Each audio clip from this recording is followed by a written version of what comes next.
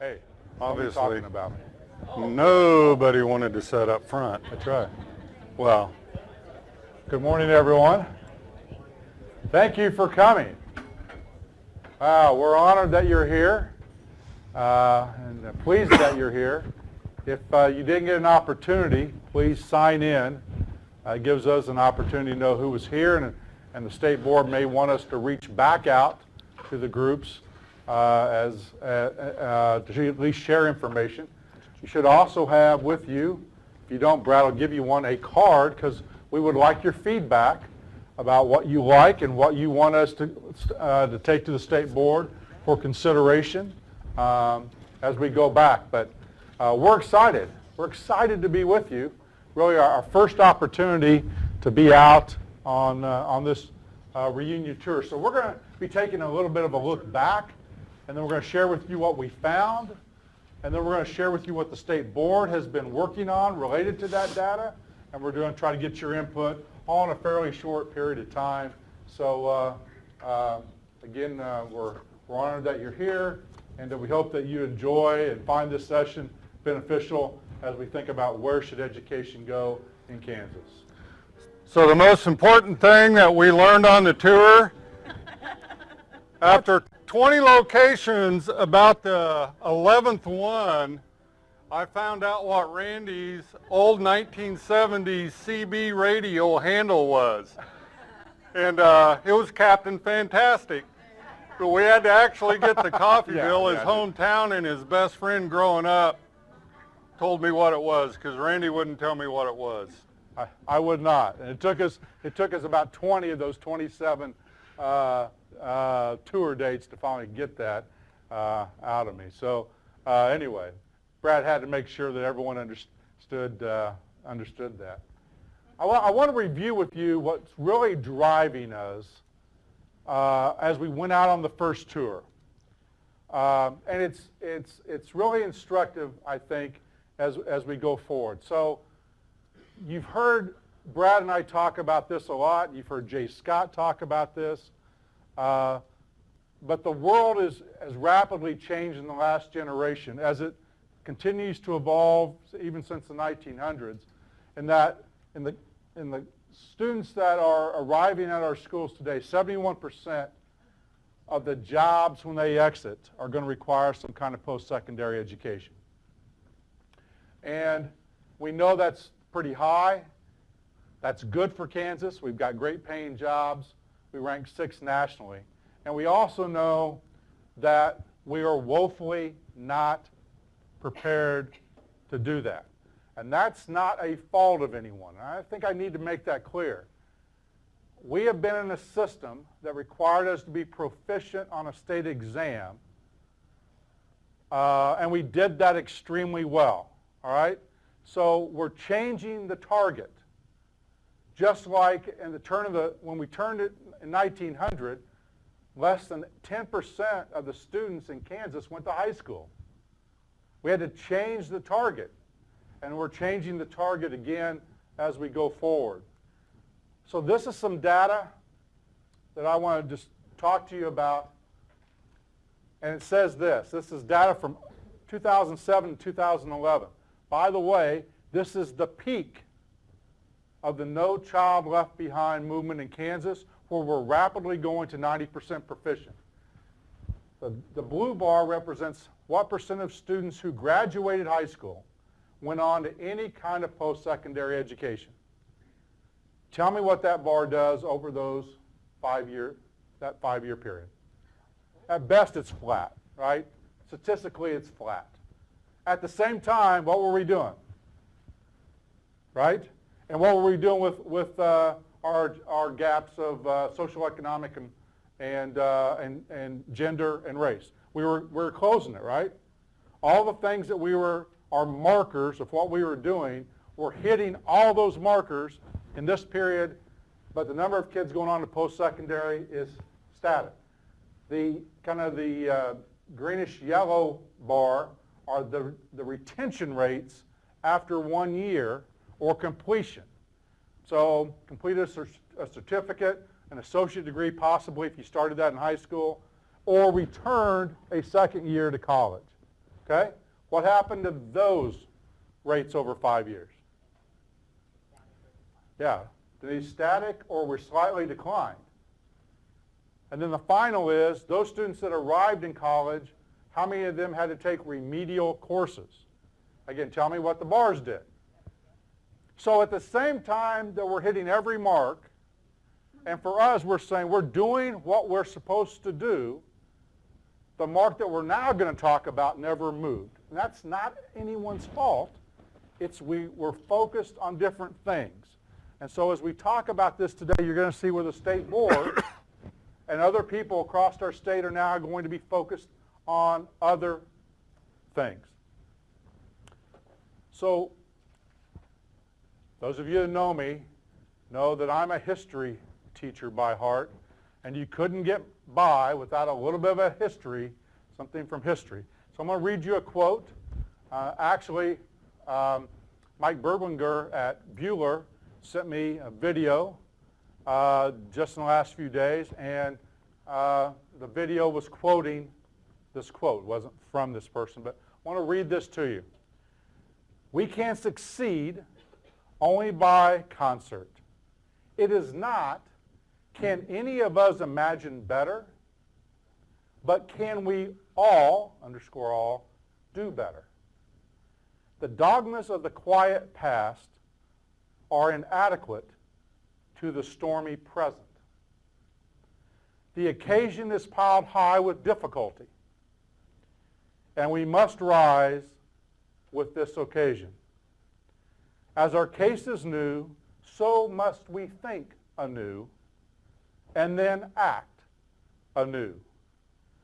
We must disenthrall ourselves, and then we shall save our country. Any idea where that came from? 1862, Abraham Lincoln's message to Congress. But I thought it was really appropriate as we think about the work that we have to do in education in order to prepare a next generation for the world that they're going to live in. So, who knows what this is? This is the interactive part of the morning, by the way. I'll point that out. It's the Windows. Yes, it's the logo for Microsoft, predominantly Windows, right? What is Microsoft? What kind of company is Microsoft? Software company. Built upon software. How about this logo? It's just pretty easy, right? Their logo is pretty easy. What is Google? Yeah, they're an information internet company. What would Microsoft like to be today? I propose they'd like to be this. Why can't Microsoft become this? They can. They can.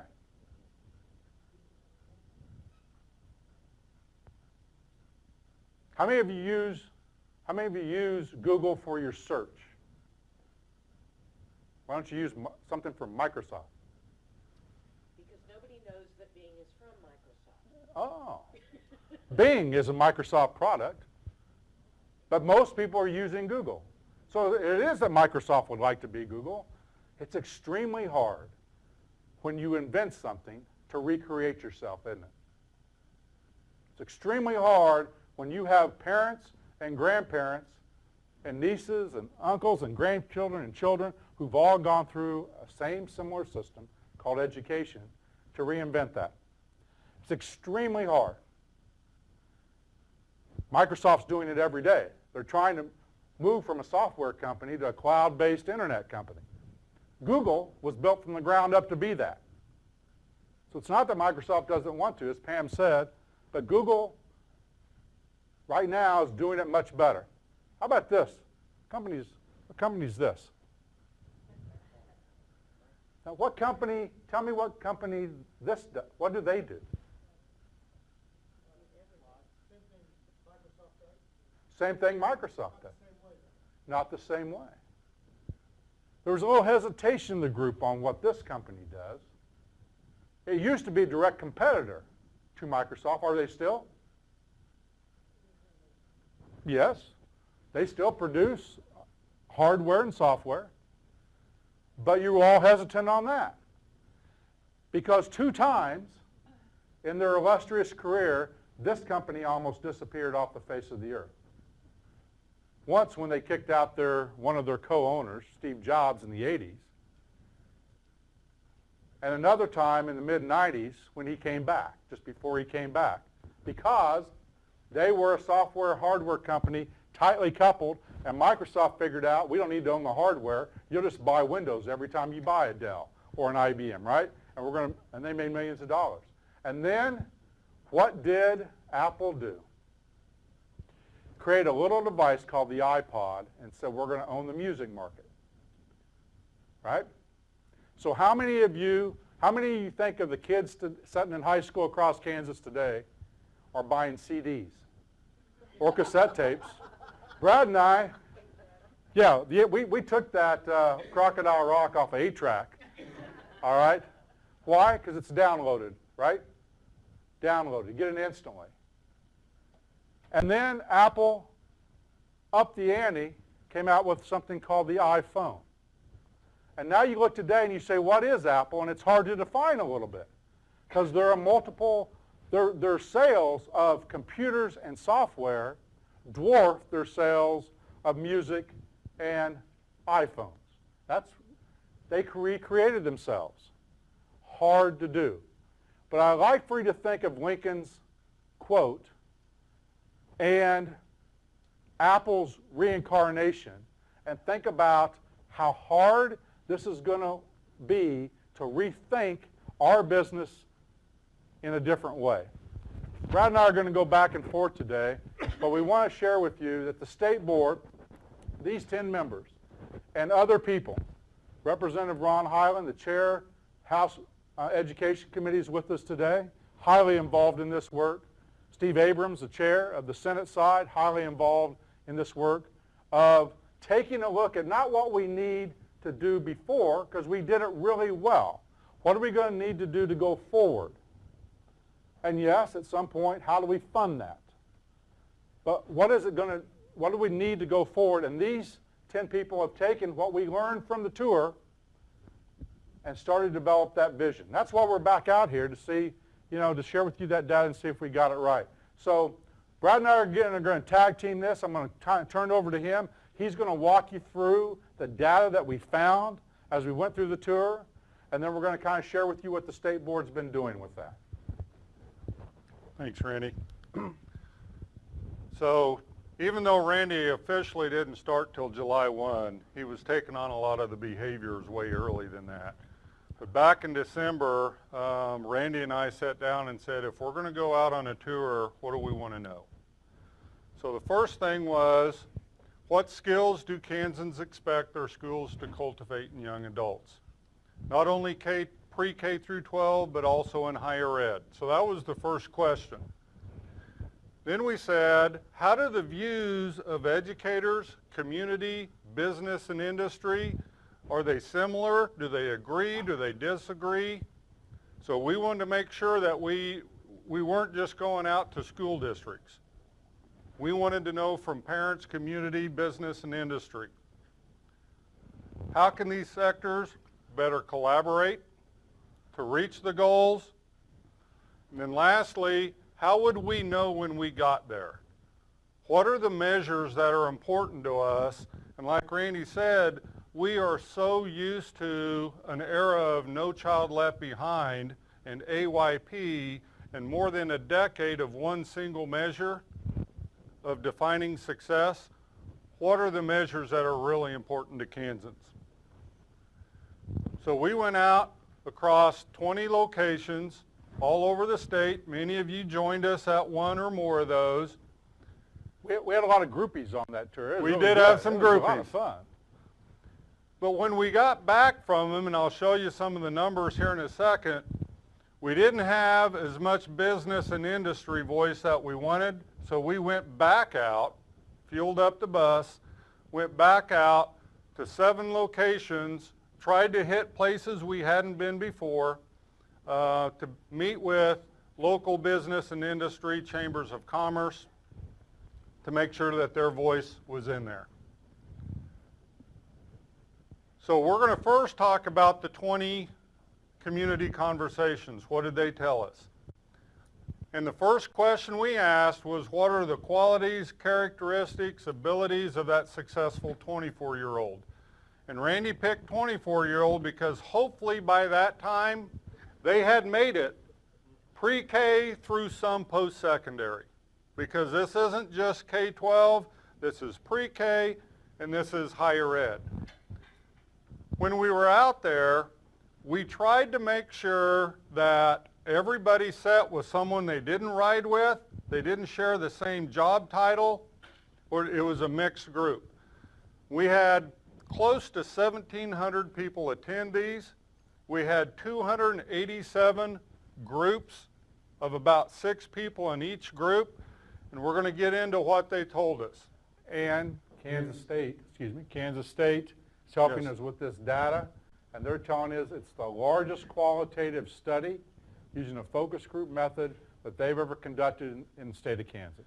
And so this is a lot of information that we're synthesizing. And what I'm sharing with you, we're just skimming over results.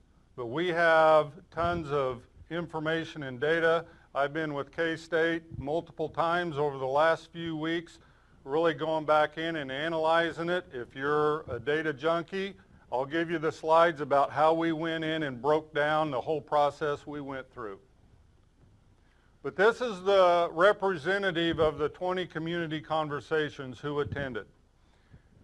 And one thing that the researchers at K-State have been sharing with us, yeah, it looks 50% of them are educators, paraeducators, but when else can you get business professionals or over 100 higher ed professionals to give input? 110 of them. That was 4-year, 2-year technical all over the state.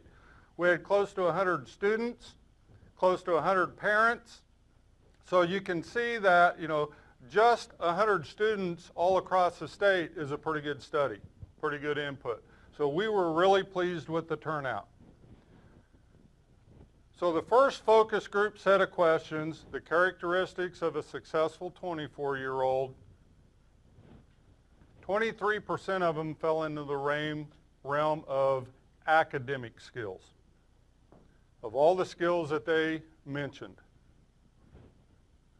70% were non-academic. We found this surprising when we got back, that it would be skewed in that manner.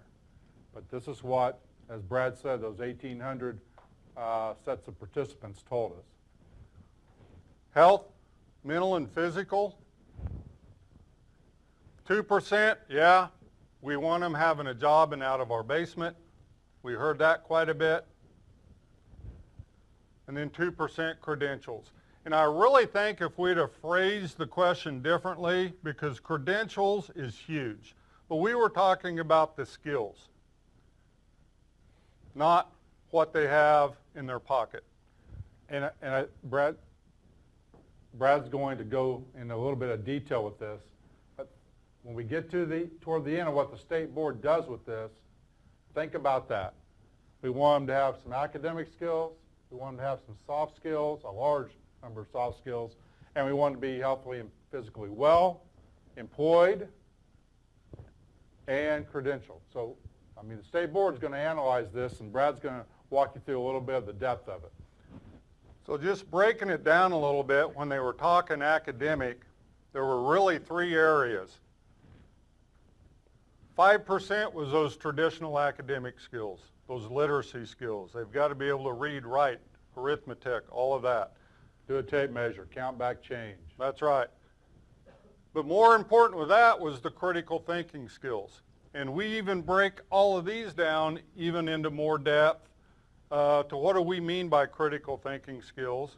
And we think the new assessment that we just took do those 2 really well. Absolutely. The new assessment is not just a multiple choice. It requires kids to think critically to be able to answer the problem, to click, draw, drag, drop, plot on lines. They have to really have deeper analytical skills. But 10% of everything they said fell in the realm of instrumental skills. Those are those applied skills, financial literacy, tech literacy, things that you would do on the job. When you looked at the non-academic, 23% of the non-academic fell in the realm of those interpersonal skills, like applied social skills, and we'll break these down. 45% were those personality or intrapersonal skills. And we'll have this whole PowerPoint posted out there for you to be able to download and get all this information. But when we break down each one of these, interpersonal, there were several categories within that. 5% of everything they said aligned with they have to be good communicators. Those communication skills. We even break these down further. We're not going to get into the weeds today on all of the categories for that. Multiple language and cultural skills. Now, we even have the data broken down by locations. Obviously, areas in western Kansas, this was mentioned a lot greater detail, but overall statewide. Other group social skills like teamwork, citizenship, ethics, duties to others. And notice how large that is relative to this subsection. This is another one of the ahas, I think, for us as we worked with the state board, is how many times Kansans said, you need to give back to others, we have to have better citizenship, and that's important to us for successful young people. Family skills, social tolerance and flexibility. That was all under that 23% of interpersonal skills. The intrapersonal skills, again, was broken down in to several categories.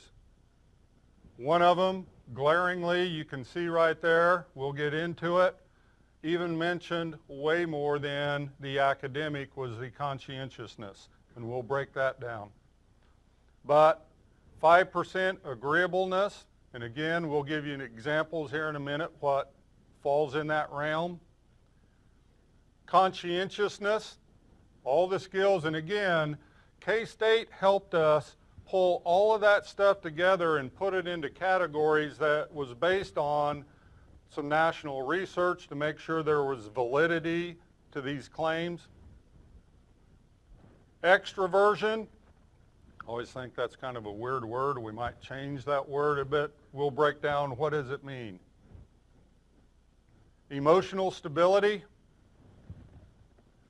and openness, 11% of it. And again, we'll break these down, what falls underneath openness. So the emphasis on the non-academic skills meant that the community groups were aligned with what some of the national research, when they studied what businesses all over the country. And Gallup had just recently done a poll, and that aligned with what Gallup was saying nationwide people wanted. But nationally, non-academic skills that employers prefer, number one, conscientiousness. Things like dependability, integrity. Do you hear your businesses in your hometown say, if we can just get people to show up, give us a good work ethic, that's what this is, and that's what Kansans told us too. Agreeableness, like cooperation, teamwork, and emotional stability. Those are the top 3 nationally ranked skills that employers are looking for. Self-control, stress tolerance.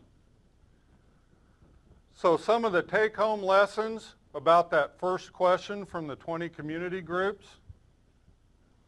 On a 7-to-2 ratio, they listed non-academic skills over traditional academic skills. Conscientiousness, by far being the largest set of skills that the community group said we wanted in our youth, or our 24-year-olds. And even among the academic skills, those instrumental skills, those applied skills outweighed just the traditional academic skills. Not only knowing it, but being able to apply it and use it in real-world situations. So we were, again, taking a little bit of that ratio of soft skills or non-academic skills to academic.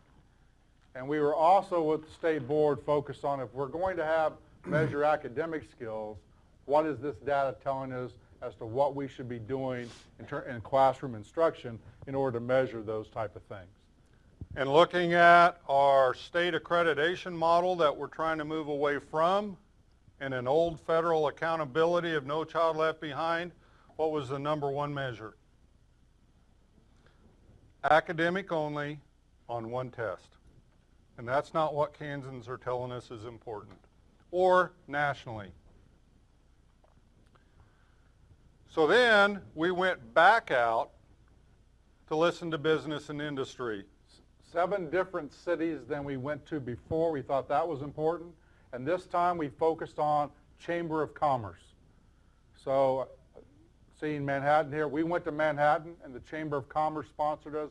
We went to Lawrence, as an example, went to Pittsburgh. But we worked with the Chamber of Commerce to get business responses, because while many of the people in the first session were business people, they identified themselves as parents or something else. So we wanted to make sure that what we found was going to be representative in our business environment across Kansas. So we asked them the same question, and let's see what business and industry, whether it aligns. We had 127 people from 110 different organizations across the state. These were the places that they represented, the communities.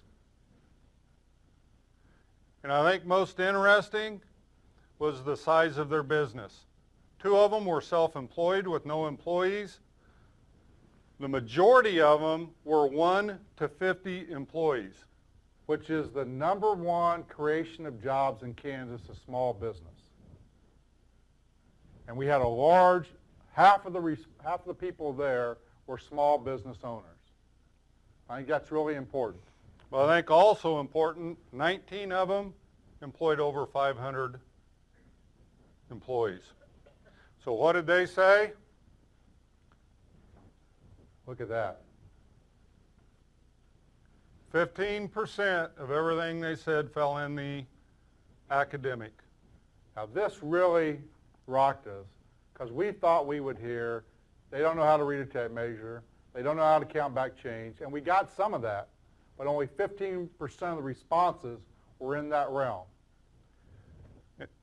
This is really interesting data, we thought. One of the more telling things was the HR director at a really large corporation said, why does this seem to be a surprise?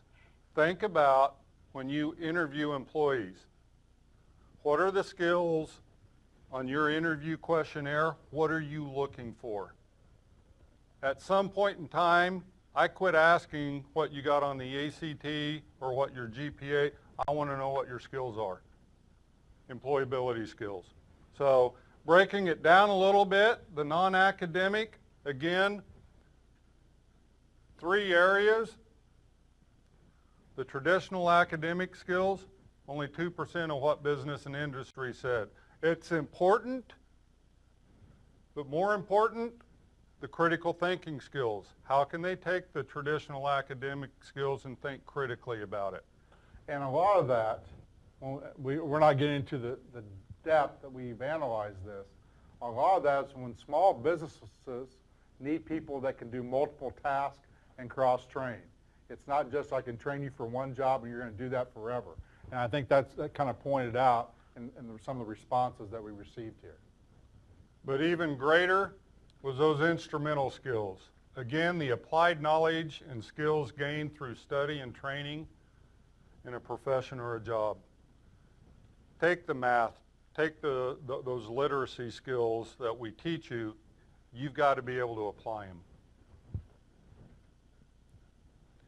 Looking at the non-academic, again, breaking down interpersonal skills and intra, aligns somewhat with what the community group said, But I think the biggest thing is predominantly the inter and the intrapersonal skills weigh heavier just like they did in the community ones. And there were some similar themes within the interpersonal skills. Again, communication. And I found this interesting. Even business and industry highly said, we want our employees to be able to give back to others, to be good citizens. That makes them good employees. Conflict resolution. They even mentioned a little bit of family skills, social tolerance and flexibility, and other social group skills like teamwork. The personality skills, do you see something glaring there, just like the community groups and the national? Again, agreeableness. These were the characteristics that they said are very important for customer service, number one, and number two, just for the general order of our employees getting along. We heard a lot about employees thought they were going to be CEOs in like 30 days. And you need to be patient. You need to treat customers well. You need to believe. We want people to believe in more than a paycheck. Work for the organization, so we want them to have that. Conscientiousness, by far, in the communities and the business and industry. Things like achievement striving, having goals, self-discipline, work ethic, dutifulness. Emotional stability, that's one of the higher ones when you look at the national research. They had it at 1% of them, but I think there's more to that. Extroversion, those are the things, assertiveness, confidence, willing to take risk. How do we teach those in kids? Because that's what business and industry is saying, and the community groups, we need to make that more important. And then openness. Adaptability, independence, intellectual, experiential openness, creativity. Those were all the types of things that fell into that category. So we can start to answer some of our original questions. What skills do Kansans expect? How do the views of educators, community members, and employers agree or differ on these goals? And again, when you look at both of them, 7-to-2 ratio, those non-academic as opposed to the academic, the traditional academic. And by far, conscientiousness in both of them was the highest ranking. Other mutually agreed upon characteristics was the critical thinking, openness, communication skills, group skills like teamwork, citizenship. When someone calls me and says, can a school, this was an actual call last May from a parent, can my high school legally require 40 hours of community service for high school graduation? Yes, they can. And in fact, said or implied, that's none of your business. Kansas are saying it is our business, and employers are saying it is our business. Yeah, and this supports what, 2,000 Kansans across the state. That's important.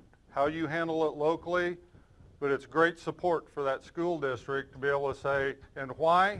Because business and industry in Kansas say it's highly important. And this is how your school district chooses to teach that. Question number 2, and I'm going to kind of roll through this pretty quick so Randy can get to some of the other stuff, but what is our role then in all of this, and how could we measure it differently?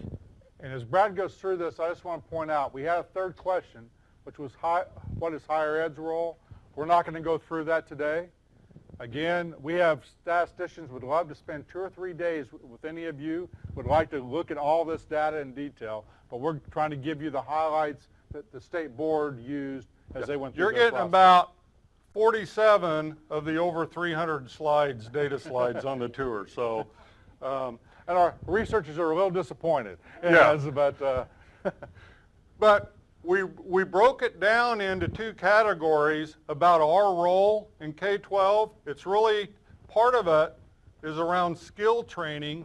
The other part was activities that we have within our school systems that foster these types of skills. So looking at skill training, it really came down into how do we teach those instrumental skills, those on-the-job experiences, financial literacy, tech literacy. How do we, and not that we don't, but how do we foster more of that across the state? The non-academic, those are those employability, those social-emotional, those soft skills. Again, they said we still value those traditional academic skills. Kids need to know their academia, that all of that in there. We need to continue to have rigorous standards, high expectations. And then again, how do we incorporate better those critical thinking skills?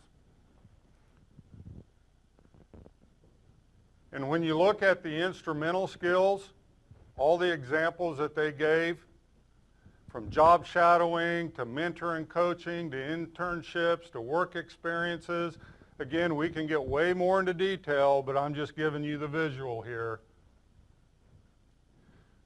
But the strategic activities, when we get into this, it's going to go from left to right, from the highest importance, or the things that were mentioned most frequently, and you'll find some of this interesting. The number one thing, school climate.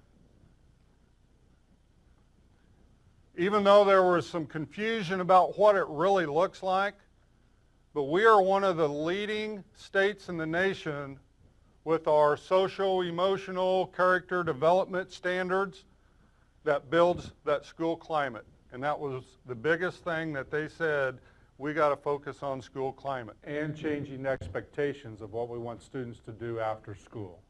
I think that was part of that school culture. The next most frequent one, we've got to do a better job at career planning, finding out what kids' skills, their interests, what their passion is, what their dreams are. It wasn't quite clear is that at the early grades, a lot of them said 8th grade. 2 years ago, the state board passed that they strongly encourage all kids to have an individual plan, so that whole career planning stuff. Family engagement. We've got to get the parents and the families engaged more in the students' education. And differently than parent-teacher conferences, which many of us are seeing decreased involvement in that.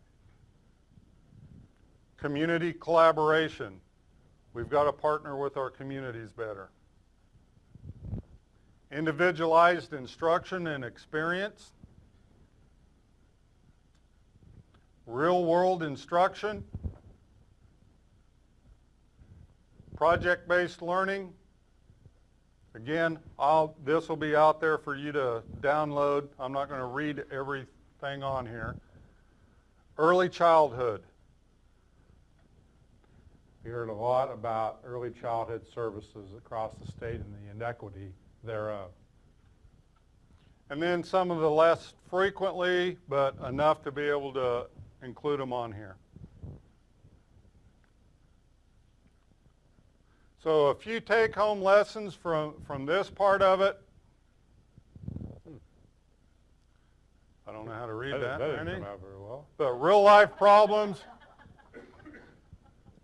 what that says, if you knew how to read it, we got to look at how can we redesign the curriculum. Like an old band, we'll get better as the tour goes on. We'll try to improve. Ignore the guy behind the curtain. Yes. New roles are suggested for school counselors. And really, teachers are having those conversations with students about where they want to go. And that the whole instrumental skills. How do we get those applied skills? And then school climate was important, one of the largest things mentioned, but yet, what does that look like? How do you do it at a large scale? So the focus group, what were they saying about measures? And this is what Randy will get into here in just a little bit. How do we measure those non-cognitive, those social-emotional? And we are not saying that we want to design a statewide measure. There are a lot of things that you have locally that measure these things. How do we harness those? And that's why it wasn't clear on how to do it, but they're saying we've got to some way know whether students are progressing in those social emotional measures. Project and task performance, individual planning, curriculum design for realistic experiences. And they said are more important than traditional assessments. That was important. And again, there is a value to those traditional assessments, but put in context. They will tell us a lot whether a kid is academically on track, but not all the other skills that we're saying are important too. It can't be 100% of the equation anymore. And then all the post-high school measures that Randy was showing earlier. What percent of our kids are going on to 2-year, 4-year technical, right into the workforce, into the military? How successful are we? Well, maybe we ought to start looking at some of those as well. So,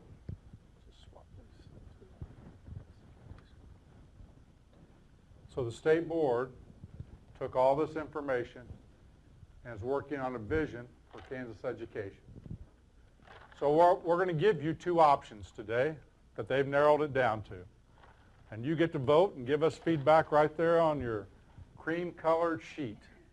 This is option number 1. Kansas leads the world in student success. And we're defining student success of all those things we just talked about. And you know that I've been talking about moving the word achievement as a subcategory and talking about student success. What makes up that successful student? So this is one option. Kansas leads the world in student success. And I'm going to chime in. When the board was going through this, they were saying, we want a moonshot. We want to set the bar to where we can say we are best in the nation, best in the world, best in. It wasn't something that, in fact, let's set it low so we can hit it. In fact, one of the board members says they were working through this over the course of a couple of days. Can't wait to the time that worldwide companies and companies across the nation are coming in to recruit our 6th graders because they're so good, they want to lock them in early, like an early signing period for athletics. This is one option. Here's the other. Kansas leads the world in the success of each student. Subtle differences, but those are the 2 that they're wrestling with. And you get to vote. It's option 2. Kansas leads the world in the success of each student. Or Kansas leads the world in student success. And easy enough, you don't have to write this down. You can just put number 1 or number 2 and we'll know, or you can write it down, whatever you'd like. But those are the 2 options the state board would love to have your feedback on relative to where we're headed. This is a vision. Got to talk about what we're going, and everyone can have a card. So everyone gets a chance to vote. At the same time, Nick, we're even going to let you vote today. At the same time as we're going through this, if there's other things you think the board ought to consider, we want that input too. So here's what the board's work is saying and doing. What if our state level outcomes, by the way, I'll ask this. So what would be the measure in the last 10 or 15 years that schools were doing well? Some kind of test, wasn't it? Either a state assessment or an ACT or, we used other things, but what were most people wanting us to look at? What if our outcomes now became, what's your graduation rate? Because guess what? What are the odds that you get to having part of those 71% of the jobs that require post-secondary ed if you drop out of school at grade 10? They're very, very far diminished, right? So when we talk about 71%, you've got to exclude all the people that never got to graduation. By the way, what's high school graduation in Kansas? 85%. And I'm going to look over at Mark because I'm sure you know this off the top of your head. We rank in the top 5 in the country, I believe, in that statistic.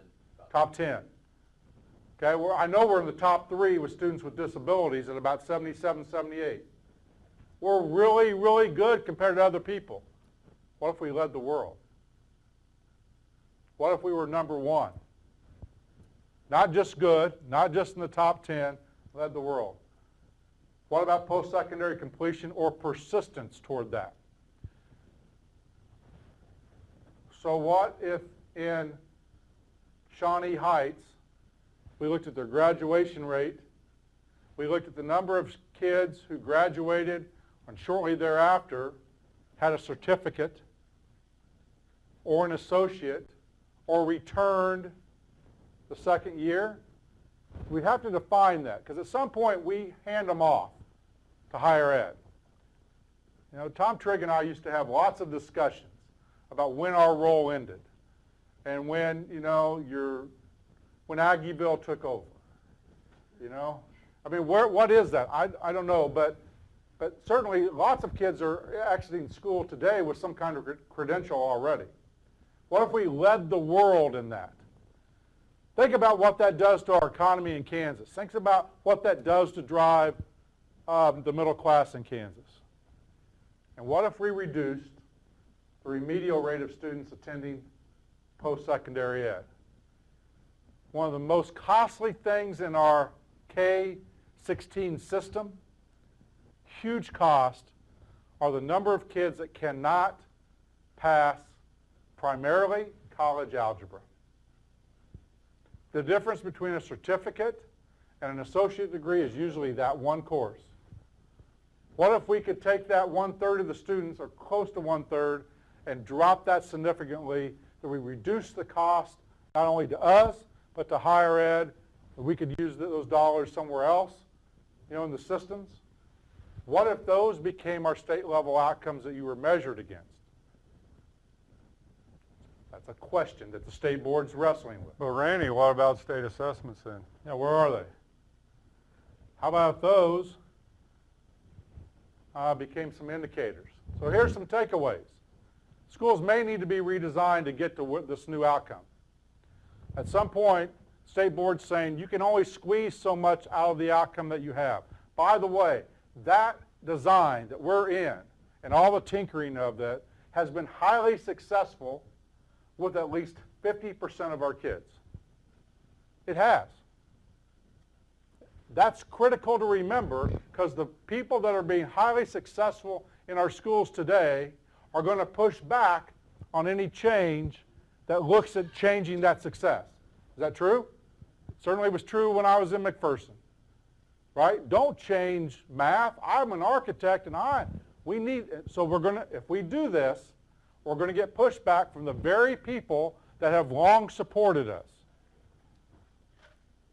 Changes may need to be made to school culture. That every kid graduates with an opportunity to have some skill level that may require some short duration of post-secondary. By the way, we've said this over and over, but it needs to be said. Not every kid needs to go to 4 years of college. We need to stop sending that message. When you go back to school and you have your 2016 class honor night, the kid that's going to Washburn Tech to be a welder needs to be right here, and the kid going to KU to be a neurosurgeon needs to be right here, and all the families need to be, and kids should be honored equally. The associate and the credentialed kids in our state and across this country have been second-class citizens since 100 years. They're not. Dynamic roles for counselors and social workers. Is this true in most high schools? Counselors at most high schools schedule, deal with crisis, schedule, deal with crisis. I'm generalizing. Why?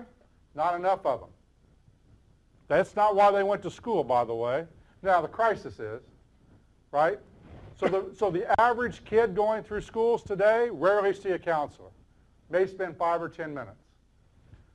The data from what we saw said we may need to re-examine that. This one is so critical. Schools will need to be reorganized around the student, not systems. Huge. For us, we're a regulatory agency. We like to write regs for people to follow. Think about this. We're moving from how do your fourth graders do to how does Brad and Randy do? And what is Brad's goal and my goal may be different, right? And where we're going to head, organized around the student. Collaboration with business will be critical. They told us we are not responsive to them. They told us we will come help you, we will do whatever we can, but over and over they said we're not being asked. Now, I got defensive about that, right? But I had to put that aside. This is what they told us. I'm not saying that it's true, but they're saying we want to be a part of what you're doing. One of the key things on that, where is business and industry plugged into your school district? You may have to think hard. Let me rephrase it. Career Tech Ed. Advisory committee. Advisory committees with career and tech ed, business and industry helping design the curriculum. Are they ever engaged with any of your other curriculum or programs? I mean, so that's what we're thinking. How do we think differently about business and industry partnering with local school boards about the skills that we all said we need? How do we collaborate and do that? Internships and job shadowing, critically important. When we listened to business, I remember we were in Manhattan, Bob, and someone in your chamber. And then when we went to Lawrence, this was emphasized again. It really struck me. We had a discussion that changed the way I was thinking about this. Because, we all put on our cap of what we know, and it's hard to figure out what we don't know in terms of a system. But if I go back to my generation and younger, young people came to their first real job already having great employability skills because they worked on the farm or they had multiple jobs growing up. So I thought about that. My first job in Coffeyville was throwing newspapers. They delivered them like at 5:30 in the morning on Sunday. The rest of the time was afternoon. And you had to fold them and you got on your bike and you threw them. The McPherson Sentinel is delivered every day to my door by a 55-year-old gentleman. I then progressed to work at the Sonic Drive-In because that was what every neighborhood kid that turned 14 went and did. Sonic hour, by the way, is 2 to 4 every day, half-price. Go and see who serves you today.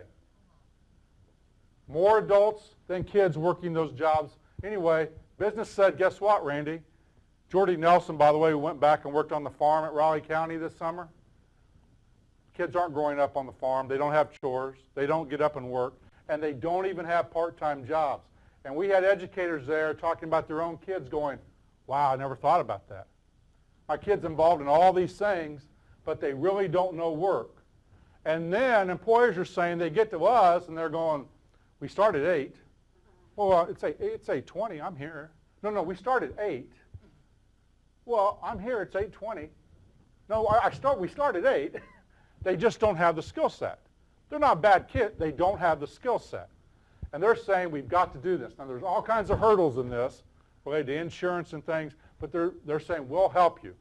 We'll help you figure that out. They're going to need more work experience. And if they don't know what they want to do, what better thing to do than to go have them shadow an accountant and then say, when they're a senior in high school, whoa, I'm not going to do that. We were in Manhattan at Kelly last week, and I saw some some adults that I had student taught with. And Phil Wilson and I are telling the story. We get in the car to go to Fort Riley to student teach. And a kid comes back day one with us in the carpool and says, I don't like kids. Now, that's a little late in the game, right? I can tell you that in those days, you could go to college, a little bit of scholarship, part-time work, and you didn't have debt. If you're 4 years into the game now, the debt that you'll have when you decide you don't like kids, so we think that's important. So what should we focus on? These are the indicators, okay? These are the indicators that maybe these indicate whether you're going to hit those outcomes. The question is, does the state want to micromanage this to you, or do you want the flexibility in it? Academic readiness. We think we're trying to develop a state assessment that measures, are you on track to be academically ready for college and career? We think it does a better job of critical thinking. That's only one measure. You know, you could look at ACT, you could look at SAT, you could look at ASVAB, work keys, soft skills related to college and career. All that evidence we just saw. You know, is that something that Nancy is going to take on, or is that something you want us to dictate? That's a question. And we think maybe these are indicators, not outcomes anymore. It's a whole other way of thinking about it. Career education. Career, character, education. Character, I'd say career. Character, education. Matching the career choice with the passion of the student. That's where that job shadowing things come in. Because then that's the difference between a job and a career, isn't it? Having students involved in some kind of activities. By the way, this does not have to be owned by the school. Boy Scouts, Girl Scouts, 4-H, church youth groups, we go on and on. Why? Where do you think a lot of those soft skills are taught? In a chemistry classroom today? Or in a drama play that they're working on right now to get ready to produce? We can go into a lot of details in that. Students have to be involved in volunteerism, giving back. That's what Kansas told us. Every student's going to need an individual plan of study. That's recommended right now. We think maybe, when I say we, the department and the state board thinks maybe we leave all this voluntary. You may disagree. And we have to make pre-K available to every kid, especially from a statewide perspective in 3 counties, Sedgwick, Shawnee, and Wyandotte, where in some cases only 1/3 of our students have access to pre-K, maybe as many as half, in the 3 most populous counties and the 3 most high poverty counties in this state. And we have the data. We have a Closing the Achievement Gap task force, and we have the data to support you can take the biggest bite out of closing the gap. And again, not just achievement gap, but we also have the data that shows that if you close that gap through early preschool, early childhood, what that could do to the state for social welfare, for all of those, because it's all the skills, not just achievement, academic skills. Yeah, and it's cost all effective. Skills. And what's really cool about pre-K, there's really no universal system. You have Head Start, you have 4-year-old at risk, you have private pre-K, you have all kinds of different systems that we could leverage in that discussion. You don't have one system. Actually, you have Head Start if the government doesn't shut it down, and then you have 1/3 of the kids not having access to any such system. Yes, thank you. Yes. All right. So we've gone over the data. We've kind of given you what the state board's looking at. What do you think? What do you like? What do you don't like? And by the way, if you're really passionate, we want your feedback on those cards too. We will collect every one of them. We're taking this data back to the state board in October. It's kind of what we're doing. And on October 27th, we're going to unleash a new vision of education in Kansas with some indicators around it. But it's going to be a new day. That's the annual conference. I hope you can be there. Yeah, we do hope you're there. The National Teacher of the Year is going to talk, and then we're going to have business leaders. We're going to have education leaders. We're going to have parents. We're going to have people standing together saying this is where Kansans need to go.